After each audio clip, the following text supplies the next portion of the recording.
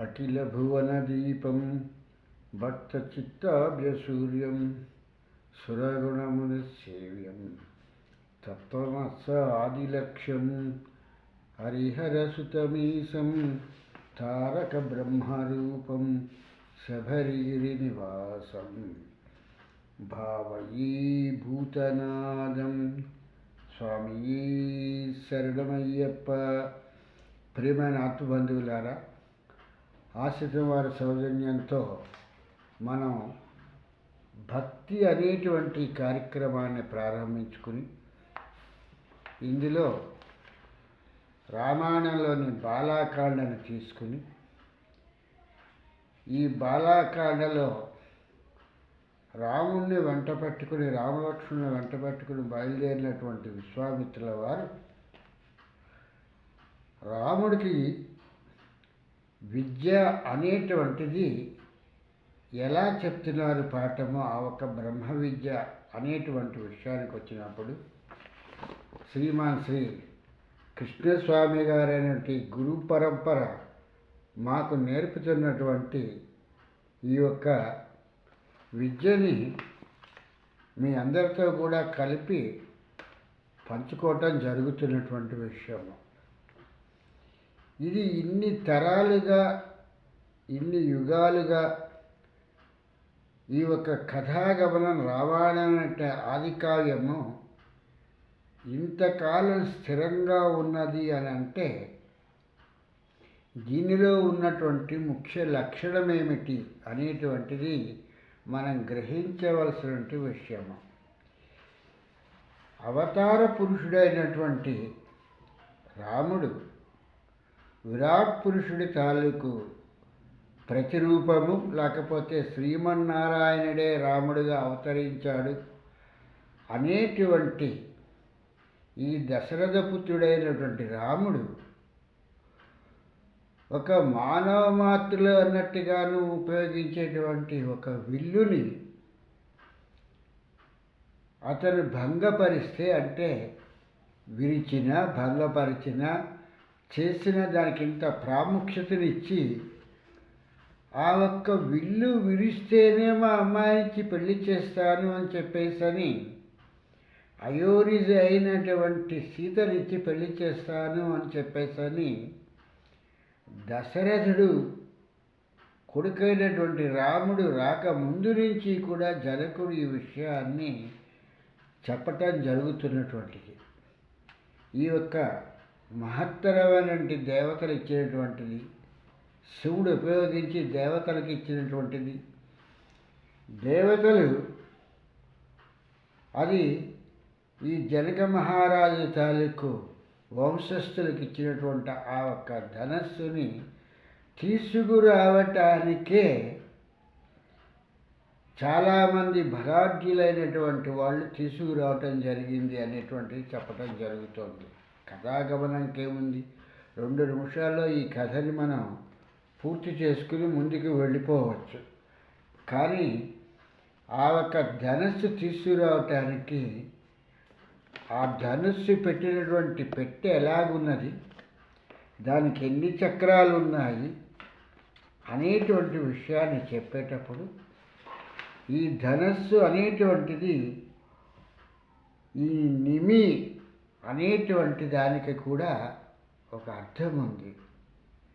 కానీ నిమి వంశము అని చెప్పేసని ఇక్కడ జనక మహారాజు చెప్పినప్పుడు వీటన్నింటినీ గురు సమక్షంలో కూర్చున్నప్పుడు కానీ, ఇప్పుడు ఇందాక నేను చూపించినట్టుగా మా గురుదేవులైనటువంటి కృష్ణస్వామి గారు లాంటి వారు ఉంటే కానీ మామూలుగా మిగిలినటువంటి వాళ్ళు ఏంటంటే కథాగమనంగా ఇది చెప్పుకుని వెళ్ళిపోవటానికి ప్రయత్నిస్తారు. మా ఒక గురుదేవులైనటువంటి కృష్ణస్వామి గారు గురు పరంపరలో ఉన్నటువంటిది. ఈ గురు పరంపరలో ఇప్పుడున్నటువంటి గురు పరంపర, ఇప్పుడున్నటువంటి గురువుగా బాబుస్వామి ఈ యొక్క యాత్రని కొనసాగిస్తున్నటువంటి సమయము. అలాగే ఇది ఒక పరంపరతో వస్తున్నటువంటిది. పరంపర లేకుండా ఏదో ఆ నిమిషంలో వచ్చేసి ఆ నిమిషంలో ముగిసిపోయేటువంటిది కాదు. కాబట్టి గురు పరంపరలో నుంచి మేము తీసుకుని చెప్తున్నటువంటిది కాబట్టి ఈ నిమి వంశానికి సంబంధించినటువంటి 6వ చక్రవర్తి అయినటువంటి దేవరాతుడు అనేటువంటి తనకి ఈ యొక్క ధనస్సుని ఇవ్వటం జరిగింది. అది న్యాసములో ఇవ్వటం జరిగినది అనేటువంటి విషయాన్ని చెప్పటం జరిగింది. ఇవన్నీ ఏంటంటే కథగా చెప్పుకుని వెళ్ళిపోతే 2 నిమిషాల్లో అన్నట్టుగానే మనకు పూర్తి అయిపోతుంది. కానీ గురువు గారి దగ్గర కూర్చుని ఈ యొక్క విషయాలన్నింటినీ కూడా మనం కూలంకషంగా తెలుసుకుంటూ ఉంటే ప్రతి చిన్నదానికి కూడా ఈ యొక్క శబ్దరత్నాకరం అని కానీ లేకపోతే నిఘంటువులని కానీ కాకుండా తెలుసుకుంటూ ఉంటే వేద తాలూకు భాషణ ఎలా ఉంటుంది అనేటువంటి రామాయణంలో మనకి వాల్మీకి మహర్షి చెప్పినటువంటిది. ఈ ధనస్సు అనేటువంటిది ఏదైతే ఉందో ఇది కర్మేంద్రియ జ్ఞానేంద్రియాలతో ఇది మనస్సుకు గల అవినాభావ సంబంధమును గూర్చి చెప్పేటువంటి శాస్త్రవాక్యాన్ని ధనస్సు అని చెప్పేసి అంటారు. ఇది మనకి బీజాక్షరంతో వస్తుంది అని చెప్పేసి చెప్తాము. ఈ బీజాక్షరంతో వచ్చేటువంటిది ఇది ఏ బీజాక్షరం అనేటువంటి దానికన్నా కూడా ఆ బీజాక్షరానికి ఉన్నటువంటి అంగం ఏమిటి, అది 3 అంగాలతో ఉంటుంది. చివరికి అది తురీయావస్థకు వస్తుంది. ఈ తురీయావస్థకు వచ్చినప్పుడు ఆ తురీయావస్థలో ఎలాగ ఆ ఒక ధ్వని ఎలా ఉంటుంది అనేటువంటి దాన్ని ఇక్కడ వాల్మీకి మహర్షి రాసినటువంటిదే ధనుర్బాణము అనేటువంటి ధనుర్భంగము అనేటువంటి విషయాల్లో ఈయన చెప్పటం జరిగింది. అక్కడేం బాణం తీసుకుని ఆయన ఎక్కుపట్టలేదు. ధనస్సు తీసుకుని వింటినారిని ఆ ఒక ధనస్సుకు తగిలించటానికి మాత్రమే ఆయన ప్రయత్నం చేస్తే ఆ ధనస్సు భగ్నమైంది అనేటువంటిది భంగమైంది అనేటువంటి విషయాన్ని వాల్మీకి మహర్షి రాయటం జరిగింది. అంతేగాని భారతంలో లాగా దాన్ని బాణాలు ఎక్కుపెట్టి మత్స్యంత్రాన్ని కొట్టండి అనేటువంటిది ఇక్కడ చెప్పలేదు. ఈ కర్మేంద్రియ జ్ఞానేంద్రియాలు అనేటువంటిది ఏదైతే ఉందో ఈ కర్మేంద్రియ జ్ఞానేంద్రియాలు అనేటువంటిది ధనస్సు లాంటిది. దీనికి మనస్సు అనేటువంటిది ఏదైతే ఉందో ఈ మనస్సు అనేటువంటిది వింటినారి లాంటిది. అంటే వింటినారి అంటే ఆ ధనస్సుకు ఒక నారి ఉంటుంది. ఆ నారిని కర్ణాంతము లాగి అంటే చివరి వరకు కూడా అంటే ఎక్కడి దాకా లాగాలి? కర్ణాంతం అంటే కర్ణము అంటే చెవి, చెవి దగ్గర దాకా లాగి అనేటువంటి విషయాన్ని రామాయణంలో వాల్మీకి మహర్షి రాయటం జరిగింది. ధనుస్సుని ఆ వంచి ఆ వింటినారి తగిలించటానికి ఆ కర్ణాంతము కూడా వంచి దాన్ని తగిలించి అతను లాగారు. ఆ లాగేటప్పటికల్లా అది కాస్త భంగమైంది అనేటువంటి విషయాన్ని దీన్ని వేదంగా తీసుకున్నట్టయితే కథాగమనంలో అయితే అదొక ధనస్సు అంటే ఆ ధనస్సు లాంటివి యుద్ధరంగంలో ఎదురుకుండా ఉన్నటువంటి ప్రత్యర్థి బాణాలు వేసినా కూడా ధనస్సు విరిగిపోతుంటుంది. ధనస్సును కూడా ఖండించడానికి బాణాలు వేస్తూ ఉంటారు. అట్లాంటిది ఈ ధనస్సును విరవటము లేకపోతే భగ్నపరచడం అనేది ఎంతసేపు అదేమన్నా కష్టమైనది, అంత దేవతల దగ్గర నుంచి తెచ్చిందైనా ఇంకోటైనా కూడాను అనేటువంటి విషయాన్ని ఇక్కడ మనం ఆలోచించవలసినటువంటి విషయం. ఈ సీతా స్వయంవరము అనేటువంటి ఈ యొక్క ఘట్టాన్ని రాసేటప్పుడు స్వయంవరం అని చెప్పలేదు.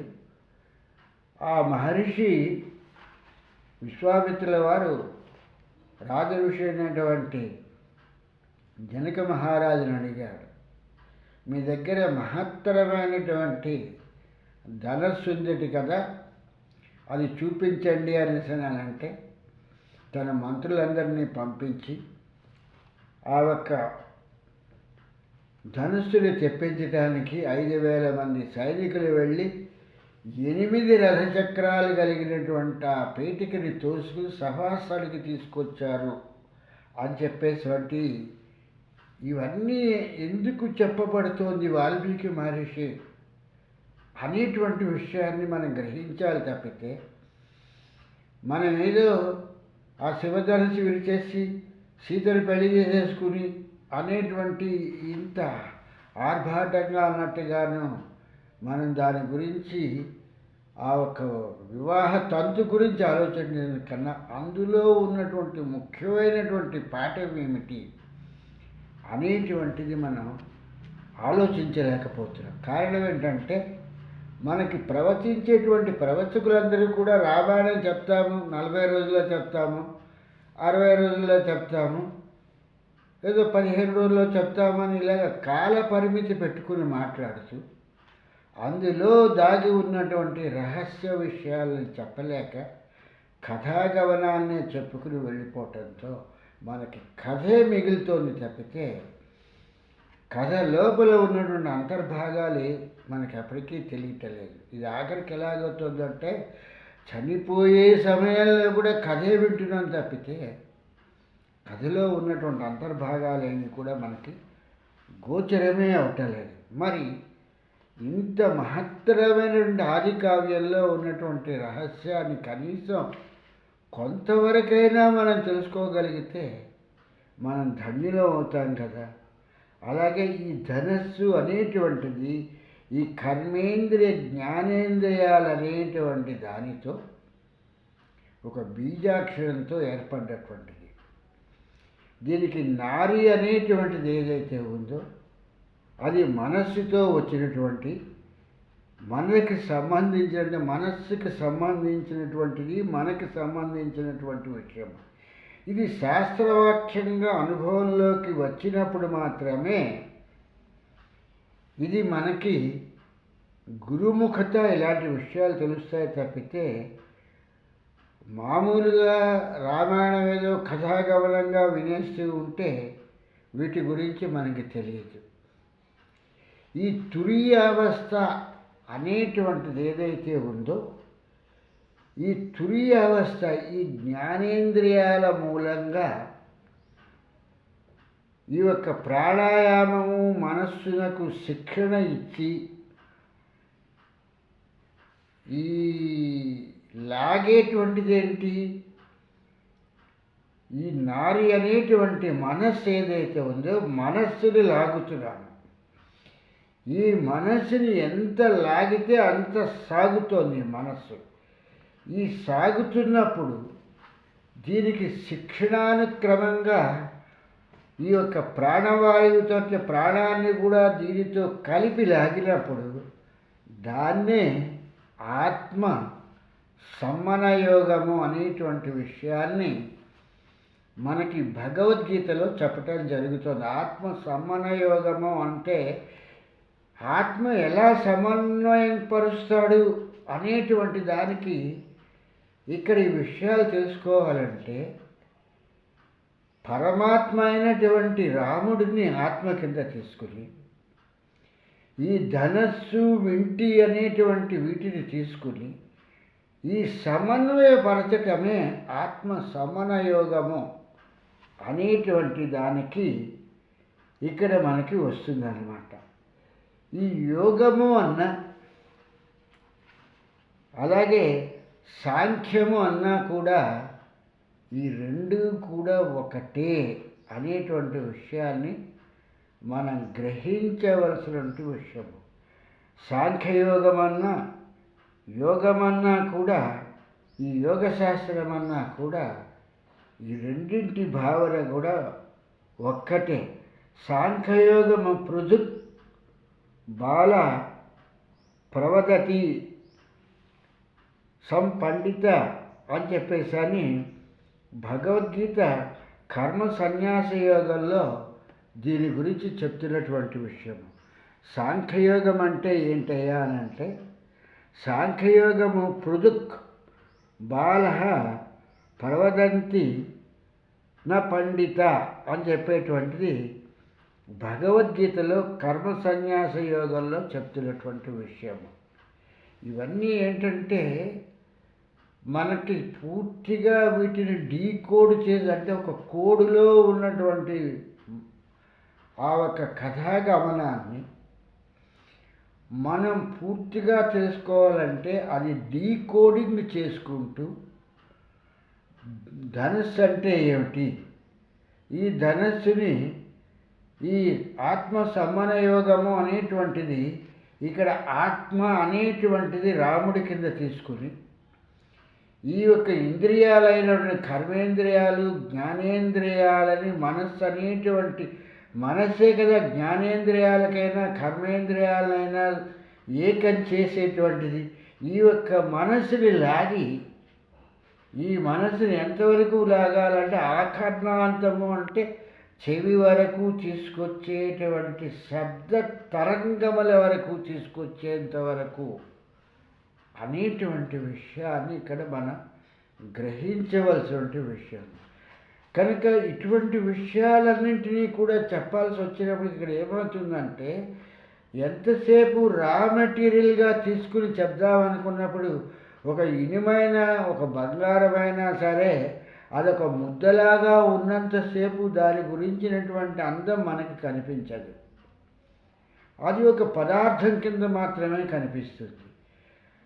దాన్ని ఒక ఆభరణం కింద తయారు చేసిన, ఒక వస్తువు కింద తయారు చేసిన ఇనుమైనా సరే అది మన కంటికి ఎంతో ఇంపుగాను అందంగాను కనిపిస్తుంది. బంగారం కన్నా కూడా ఎంతో విలువ తక్కువైనటువంటి ఇనుముతో మనం ఒక కుర్చీ చేసినా, ఒక టేబుల్ చేసినా, దానికి నగిషీలు చెక్కి వెల్డింగులు చేసి దాన్ని బాగా ఉంచితే మన కంటికి చాలా అందంగా కనిపిస్తుంది. అట్లాగే ఇక్కడ ఈ యొక్క కర్మేంద్రియ జ్ఞానేంద్రియములు అనేటువంటి వీటిని తీసుకుని ఏదైతే వేదము అనేటువంటిది ఉందో, ఇందులో మనం చెప్తున్నంతసేపు దీని తాలూకు విషయాన్ని మనం గ్రహించాల్సి వచ్చేప్పుడు, ఈ పదార్థ తత్వము అనేటువంటిది మనం గ్రహించాల్సి వచ్చేటప్పటికీ అంత సులభతరమైనటువంటి విషయం కాదు. అదేమి అందం ఉండదు, ఒక ముద్దలాగా ఉంటుంది. బంగారం అయితే మెరుస్తూ ఉంటుంది, ఇనుము అయితేనేమో నల్లగా ఉన్నట్టుగాను ఒక దీంట్లో ఉంటుంది. బంగారం కన్నా ఇనుము అనేటువంటిది ఇంకా కొంచెం బరువు ఎక్కువ ఉంటుంది. కనుక వీటిని నగిషి చెక్కినప్పుడు, ఒక వస్తువు కింద తయారు చేసినప్పుడు కంటికి ఇంపుగా ఉంటుంది. అట్లాగే దీన్ని ఒక కథాగమనంలో తీసుకు చెప్పినప్పుడు ఈ ఆత్మ అనేటువంటి దాన్ని తీసుకుని రాముడి కింద తీసుకుని, ఈ రాముడు ఇంద్రియాలను ఎక్కుపెట్టాడు అనేటువంటి దాన్ని చెప్పాల్సి వచ్చేటప్పటికి ధనస్సు కింద తీసుకుని, మనస్సుని ఎంతవరకు తను లాగగలడో అంతవరకు లాగాడు అనేటువంటి దాన్ని చెప్పేటప్పుడు వింటినారి అనేటువంటి దాని గురించి చెప్పినప్పుడు, ఇది భంగమైంది అని అంటే కర్మేంద్రియములు జ్ఞానేంద్రియములు దేహములో కలిసి ఉన్నప్పటికీ కూడా కర్మేంద్రియములు జ్ఞానేంద్రియముల కలయికలో ఎప్పుడైతే జ్ఞానేంద్రియములు విడిపోతాయో కర్మేంద్రియములు ఆ ఒక్క ధనస్సు నుంచి భంగమైపోతాయి అనేటువంటి విషయాన్ని వాల్మీకి మహర్షి ఈ యొక్క రామాయణం అనేటువంటి గ్రంథంలో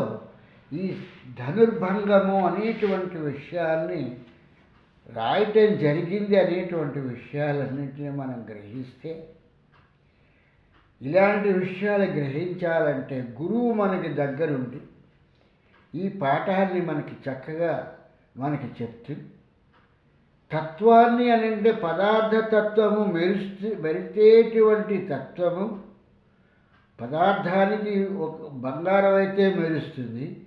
ఇనుము అయితేనేమో దాని పదార్థతత్వం ఏమిటంటే కాఠిన్యమే పదార్థతత్వం. దాని కఠినత్వం ఏదైతే ఉంటుందో రామకృష్ణ పరమహంస గారు చెప్పినట్టుగా బంగారాన్ని అయితే దాన్ని కొంచెం గట్టిగా దాన్ని వంచితే విరిగిపోతుంది, ఆ వస్తువుగా ఉన్నదైనా సరే. కానీ ఇనుము అనేటువంటిది వంచితే విరిగిపోదు, దానంతట అదే తుప్పుపట్టి అది నాశనం అయిపోతుంది. తత్వ పరిజ్ఞానం అనేటువంటిది ఏంటంటే ఆ ఒక పదార్థాన్ని గురించినటువంటి కూలంకషంగా పదార్థము అనేటువంటిది ఎలా దాన్ని మనం విడతీయవచ్చు, భంగపరచవచ్చు అనేటువంటిది ఏంటంటే వేడి చేస్తే ద్రవంలాగా మారుతుంది పదార్థము, చల్లబరిస్తే ఘనీభవిస్తుంది, చల్లబరిచి దాన్ని కొంచెం ఒక గుడ్డ పెట్టి తుడిస్తే బంగారం అయితే మెరుస్తూ ఉంటుంది, ఇనుము అయితే మామూలుగా నల్లగా కొంచెం నిగనిగలాడుతూ కనిపిస్తుంది అని. ఇలాంటి తత్వ పరిజ్ఞానం ఏదైతే ఉందో ఆ తత్వ పరిజ్ఞానాన్ని ఇక్కడ మనం కూడా కర్మేంద్రియములు జ్ఞానేంద్రియములు అనేటువంటి వాటి గురించి, తత్వ పరిజ్ఞానం అంటే వాటి గురించి తెలుసుకునేటువంటి దాన్ని తత్వము అని చెప్పడం జరుగుతుంది. ఈ రెండింటికి సమన్వయపరిచేటువంటిది ఏదైతే ఉన్నదో కర్మేంద్రియ జ్ఞానేంద్రియాలు రెండింటినీ కలిపి ఆజ్ఞలను ఇచ్చేటువంటిది మనస్సు.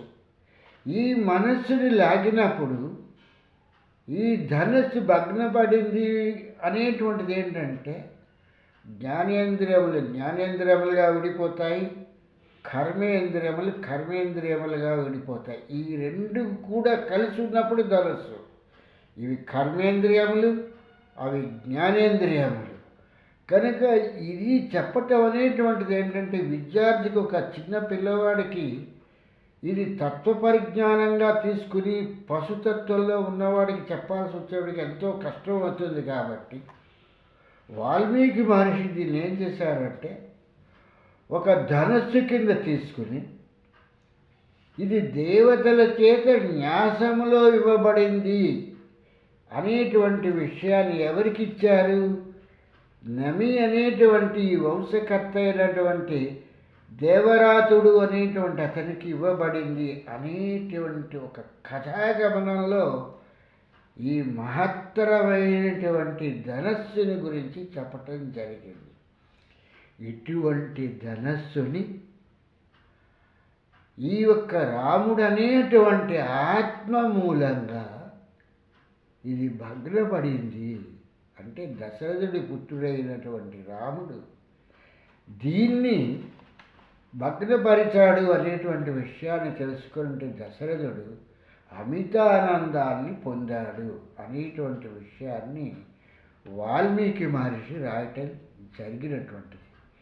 కనుక ఇక్కడ పరిణయము అనేటువంటి దానికి దశరథుడు తన మంత్రివర్యులతోనూ తన సపరివారంతోనూ అందరితోనూ కలిసి ఆయన ఈ యొక్క జనకపురికి వెళ్తున్నటువంటి సమయంలో ఇక్కడ సమయము అనేటువంటి కొంచెం తక్కువగా ఉండి విశ్లేషణాన్ని దీన్ని ఇంకా ఎక్కువగా చేస్తే మనకి సమయం ఇంకా ఎక్కువ అవుతుంది. కాబట్టి ఈ పూటకి మనం ఒక చక్కని అన్నమాచార్యుల వారి కీర్తన విని మిగిలినటువంటి విషయాన్ని మనం రేపు చిన్నగా, మనకి కాలంతో మనకి సంబంధం లేదు, మనం చెప్పుకుంటున్నాం. ఇందులో ఉన్నటువంటి విషయ పరిజ్ఞానం, రామాయణంలో ఉన్నటువంటి విషయ పరిజ్ఞానం ఏమిటి అనేటువంటి విషయాన్ని తెలుసుకుంటున్నాం. కాబట్టి మిగిలినటువంటి విషయం రాముడి దగ్గరికి, అంటే రామలక్ష్మణులు ఉన్నటువంటి జనకపురికి, మిథిలా నగరానికి, ఆ ఒక దేహం లేనటువంటిది ఏదైతే ఉన్నదో దాని వద్దకి ఈ దశరథుల మహారాజు తన సపరివారంతో ఎలా వెళ్ళారు అనేటువంటి విషయాల్ని తెలుసుకుందాం. అంతవరకు ఈ చక్కని పాట విందాం.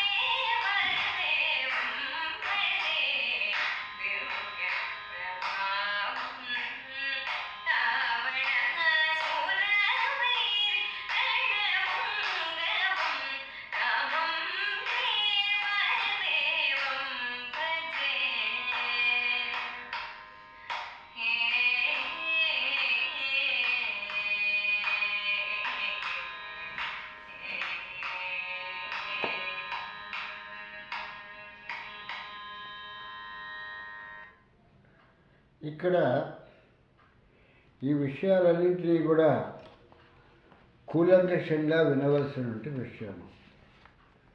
ఇవి కథలు అనుకుని చెప్పేసని మనం కథాగమనంగా మనం చేస్తే వీటిలో నుంచి ఏ నాటికి కూడా ఇందులో ఉన్నటువంటి పదార్థ తత్వం ఏమిటో మనకి తెలియదు. రామాయణంలో వాల్మీకి మహర్షి విశ్వామిత్రుల వారి చేత రాముడికి చెప్పించారు. క్షీరసాగర మదనము అనేటువంటి ఒక కథాగమనాన్ని తీసుకుని అందులో నుంచి ఆ మదనం చేసినప్పుడు ఏమొచ్చాయి అనేటువంటి అపభ్రంశంగా ఆ కామధేను వచ్చేసింది, కల్పవృక్షం వచ్చేసింది, వీళ్ళు ఏవైనా చెప్పచ్చు అలాంటివి వచ్చాయని వాల్మీకి మహర్షి చెప్పలేదు. అలాంటి మాటలు చెప్పడు కూడా వాల్మీకి మహర్షి. ఇదేంటంటే పనికిమాలిన వాళ్ళు చెప్పేటువంటి మాటలు.